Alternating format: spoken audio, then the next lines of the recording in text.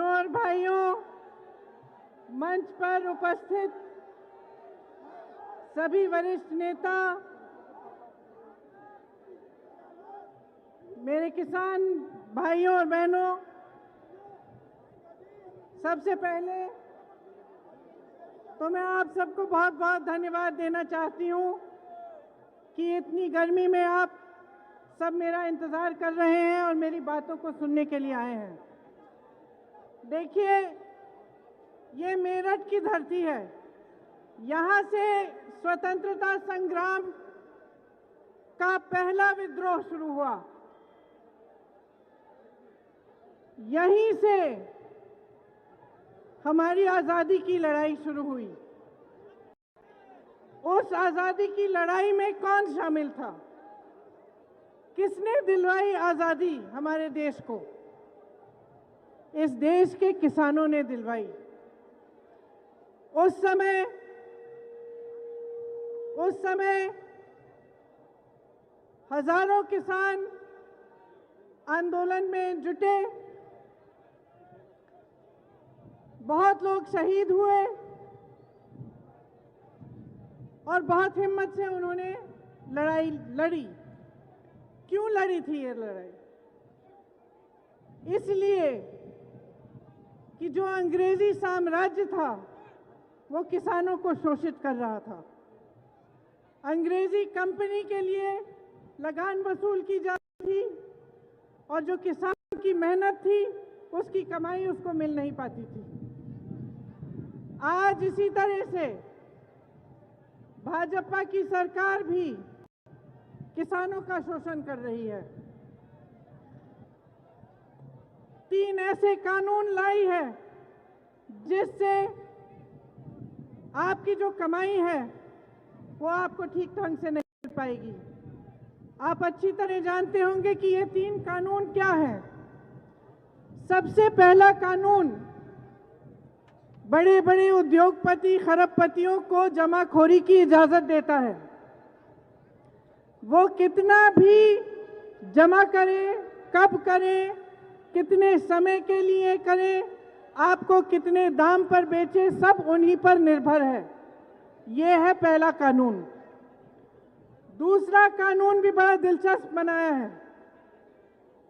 उन्होंने कहा है कि प्राइवेट मंडियां खोल सकते हैं, प्राइवेट मंडियों में कोई टैक्स नहीं लगेगा और सरकारी मंडियों में टैक्स लगेगा। तो अगर ऊपर से देखें तो लगता है कि अच्छा ही है, प्राइवेट मंडियां खुलेंगी, किसानों की सुविधाएं बढ़ेंगी। लेकिन असलियत क्या है कि अगर आप सरकारी मंडी में टैक्स लेंगे और प्राइवेट मंडी में नहीं लेंगे तो आस्ते आस्ते सब प्राइवेट मंडी की तरफ जाएंगे। इसका मतलब क्या है कि आस्ते आस्ते सरकारी मंडियां बंद हो जाएंगी। लेकिन प्राइवेट मंडी और सरकारी मंडी में जो फर्क है वो एमएसपी का फर्क है, न्यूनतम समर्थन मूल्य। सरकारी मंडी में यह तय है कि आपको न्यूनतम समर्थन मूल्य मिलना चाहिए। प्राइवेट मंडी में ऐसा कुछ नहीं होगा। तो आप सोच सकते हैं कि कुछ समय बाद तमाम प्राइवेट मंडियां खुलेंगी, सरकारी मंडियां बंद हो जाएंगी और आपको न्यूनतम समर्थन मूल्य मिलना बंद हो जाएगा। अब तीसरा कानून सुनिए। तीसरे कानून में ये लिखा है कि अगर कोई बड़ा खरबपति आए और आपके साथ सौदा करे तो उसको इजाजत है कि वो आपके गांव आ जाएगा और वो कहेगा कि ये आप 10 किसान हो, आप मेरे लिए गन्ना उगाओ और मैं इस गन्ने के लिए 500 रुपये आपको पर क्विंटल दूंगा। ठीक है, आपने उसके साथ सौदा किया, आपने गन्ना उगाया, पूरी आपने मेहनत डाल दी उसमें, आपका गन्ना उग गया। आप उस खरबपति के पास चले गए, आपने कहा था कि मेरा गन्ना आप खरीदेंगे 500 रुपये में। अच्छा, अब ये कानून कहता है कि अगर वो खरबपति उस सौदे को करने के बाद मना कर दे, वो कह दे नहीं चाहिए आपका गन्ना, 500 रुपये नहीं, मैं 150 रुपये दे रहा हूं, लेना है तो लो, नहीं तो जाओ, तो उसको ये इजाजत है, वो ये कर सकता है। क्यों? क्योंकि उस कानून में ये लिखा है कि अगर किसी किसान को ये सौदा मंजूर हो या ये सौदा किया गया और उस किसान के साथ उस सौदे के तहत व्यवहार नहीं किया गया, जो तय हुआ था उसको नहीं मिला, तो वो किसान किसी भी अदालत कचहरी में नहीं जा सकता। समझ रहे हैं आप इसका मतलब क्या है? इसका मतलब ये है कि आपके साथ खरबपति आकर अच्छा सा सौदा बना तो सकता है, लेकिन अगर उस पर खरा नहीं उतरा तो आप कहीं नहीं जा पाएंगे, सिर्फ एसडीएम तक जाएंगे या उसके ऊपर जो अफसर होता है। अब आप मुझे बताइए, एक तरफ खरबपति, दूसरी तरफ आप, किसकी चलेगी? बताइए, आपको न्याय मिलेगा? नहीं मिलेगा। तो ये जो 3 कानून हैं जो मोदी जी देश भर में जाकर कह रहे हैं कि किसानों की भलाई के लिए बने हैं, किसानों के लिए है ये कानून, आज भी शायद बंगाल में यही कहेंगे, ये जो 3 कानून हैं ये क्या आपकी भलाई के लिए बनाए गए हैं या मोदी जी के खरबपति मित्रों के भलाई के लिए बनाए गए हैं? ये तो स्पष्ट है कि इन कानूनों को बनाने से पहले किसी किसान से नहीं पूछा, किसी गन्ने किसान से पूछा है? क्या आप एक ऐसे किसान को जानते हैं जिनसे इस सरकार ने, जिनसे नरेंद्र मोदी जी की सरकार ने पूछा है कि ये किसान के कानून हम किस तरह से बनाएं? जानते हैं किसी को? मैं तो नहीं जानती, मैंने तो आज तक नहीं सुना है। आज 100 दिन पूरे हो गए हैं, 100 दिन पूरे हो गए हैं, लाखों किसान दिल्ली के बॉर्डर पर बैठे हैं। किस लिए बैठे हैं? अगर ये कानून उनके लिए बनाया गया है, अगर ये कानून आपकी भलाई के लिए बना है, तो आप में से लाखों लोग बॉर्डर पे क्यों बैठे हैं?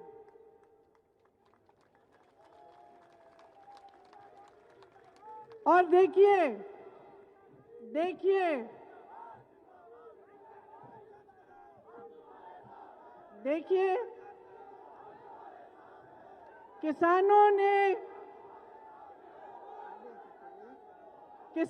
ने इस देश को आजादी दिलाई। किसानों ने इस, भैया बोलने तो दीजिए, नारे बाद में लगा लीजिए।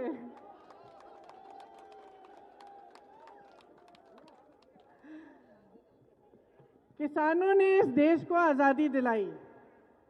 किसान साधन संसाधन में उसके पास कमी हो सकती है, किसान के पास, लेकिन हिम्मत की कोई कमी नहीं है, आत्मशक्ति की कोई कमी नहीं है। जब किसान लड़ता है तो उसका मुकाबला कोई नहीं कर सकता। आज अगर किसान लाखों की तादाद में दिल्ली के बॉर्डर में बैठा है, तो क्या इस देश के प्रधानमंत्री जी, इस देश की सरकार को उसका आदर नहीं करना चाहिए? क्या वो उस लायक भी नहीं है कि आप जाकर उनसे मिलिए? भयंकर सर्दी थी, पानी काटा गया, बिजली काटी गई, फिर भी वो टिका रहा, फिर भी आप सोचते हैं कि आपको उसके पास नहीं जाना चाहिए? वही प्रधानमंत्री जी जो अमेरिका घूम के आए, चीन घूम के आए, पाकिस्तान घूम के आए, इस दुनिया का एक ऐसा देश बता दीजिए जहां वो नहीं पहुंचे, लेकिन अपनी ही राजधानी के बॉर्डर पर नहीं पहुंच सकते। क्यों नहीं पहुंच सकते?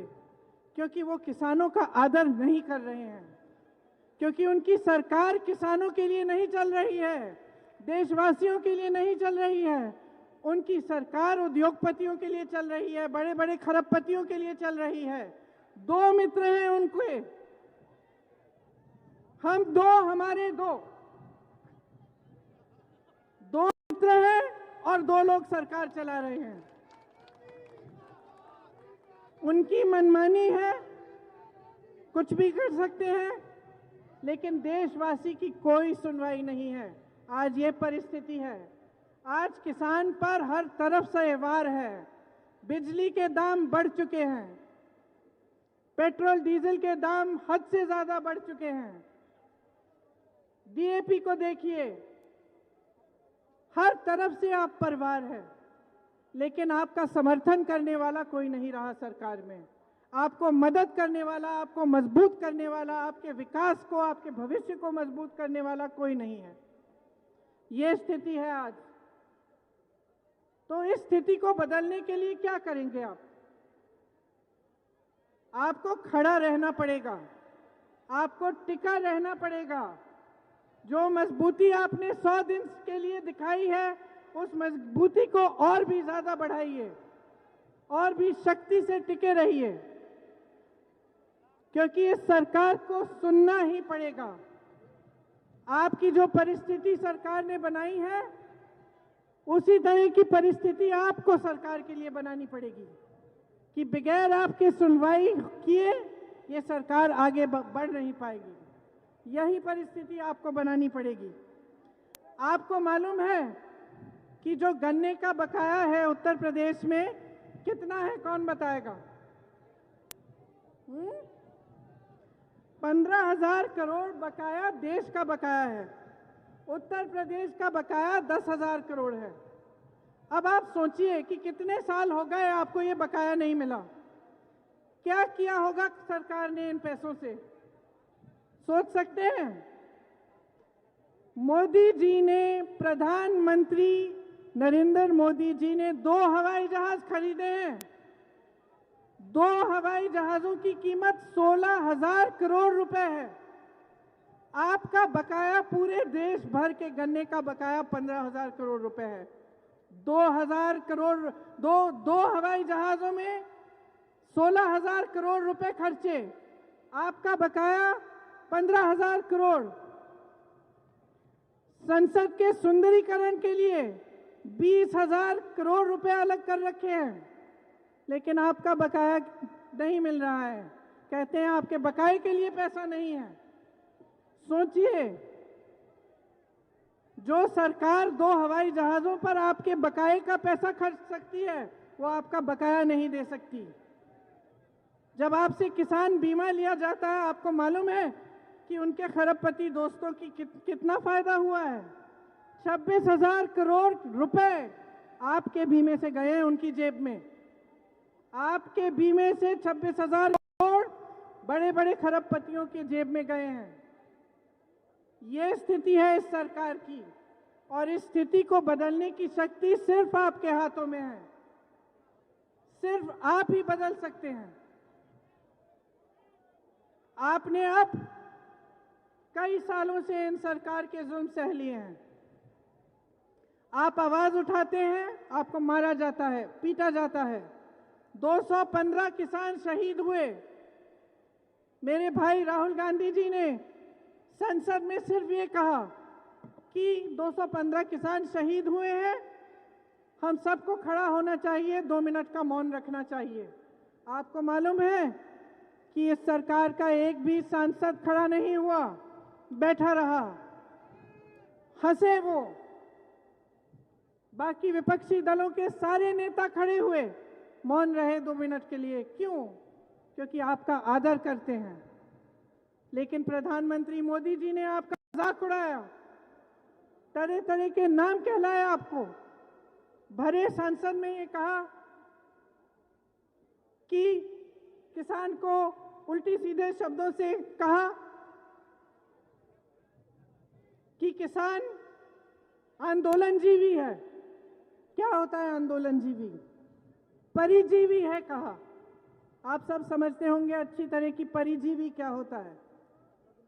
तो आप सोच सकते हैं कि एक देश के प्रधानमंत्री किसानों का आदर नहीं करते, लेकिन उसके बजाय उसको परिजीवी कहते हैं। तो आपको अब समझना पड़ेगा कि ये जो सरकार है, ये आपके पक्ष में काम कर रही है कि आपके हित के खिलाफ काम कर रही है।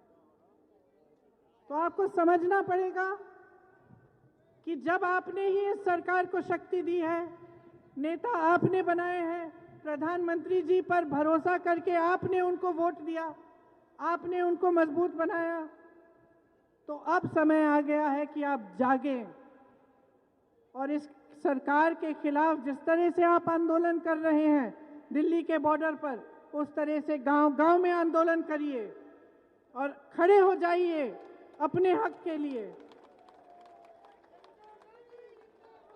अपने हक के लिए गिड़गिड़ाइए मत, अपना हक मांगिए, मजबूती से मांगिए, पूरी शक्ति से मांगिए। और मैं आपसे कहने आई हूं कि जब जब आप संकट में होंगे तब कांग्रेस पार्टी आपके साथ खड़ी रहेगी। जब जब आपको दुख होगा हम आपके पास आएंगे। जब जब आप संघर्ष करेंगे तो हम आपके साथ संघर्ष करेंगे, क्योंकि हमारे लिए ये वोट की राजनीति नहीं है। हम कर्जदार हैं आपके, ये पूरा देश कर्जदार है आपका। आप देश के अन्नदाता हो, इस देश की आत्मा हो। हम आपके कर्जदार हैं। ये जितने भी नेता इस मंच पे बैठे हैं वो भी आपके कर्जदार हैं। आपने बिठाया है यहाँ, ये हम कभी नहीं भूल सकते और कभी नहीं भूलेंगे। आपकी लड़ाई में हम आपके साथ खड़े हैं। मैं ये कहने आई हूं कि आपकी लड़ाई मेरी लड़ाई है और जब तक आप लड़ते रहेंगे मैं लड़ते रहूंगी। मुझ में जितना दम है, जब तक जीवन है तब तक मैं आपके लिए लड़ती रहूंगी। हिम्मत मत हारो, हिम्मत मत हारिए। सिर्फ 100 दिन निकले हैं, चाहे 100 महीने हो जाएं, चाहे 100 हफ्ते हो, चाहे 100 महीने हो, हम लड़ते रहेंगे आपके साथ। जब तक ये सरकार मानेगी नहीं, जब तक ये अपने काले कानून वापस नहीं लेगी, तब तक हम आपके साथ खड़े रहेंगे और आपके संघर्ष में आपके से कंधे मिलाकर संघर्ष करेंगे। आप सबको बहुत बहुत धन्यवाद। मेरी बातों को आपने इतना ध्यान से सुना। और एक बार मैं सबसे आग्रह करती हूं कि खड़े होकर 2 मिनट के लिए शहीद किसानों के लिए मौन रखें।